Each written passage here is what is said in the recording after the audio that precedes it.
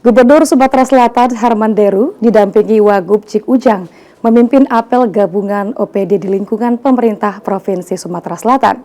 Dalam apel tersebut, Gubernur mengajak ASN tingkatkan etos kerja dalam memberikan pelayanan terbaik kepada masyarakat. 2.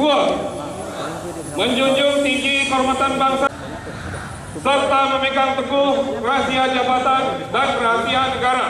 Pimpin apel gabungan organisasi perangkat daerah atau OPD di lingkungan pemerintah Provinsi Sumatera Selatan, Gubernur Herman Deru didampingi Wakil Gubernur Cik Ujang mengajak seluruh ASN meningkatkan etos kerja dalam memberikan pelayanan terbaik kepada masyarakat.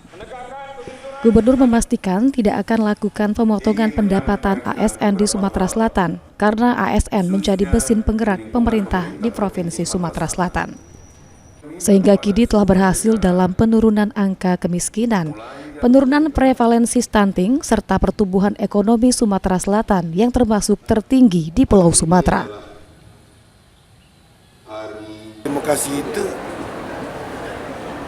kuejawantahkan dalam berupa tidak memotong sesen pendapatan mereka, sesen pun tidak. Sumatera Selatan salah satu provinsi yang ambil kebijakan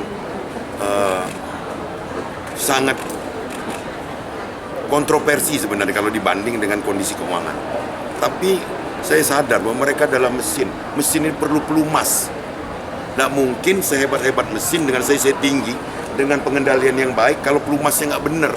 Apa pelumasnya? Ya pendapatan bagi keluarga mereka. Selain itu, Gubernur Herman Deru menyampaikan apresiasi kepada seluruh ASN di lingkungan pemerintah Provinsi Sumatera Selatan atas kinerja dan capaian yang telah diraih sepanjang tahun 2025, sehingga mampu memberikan dampak positif bagi daerah.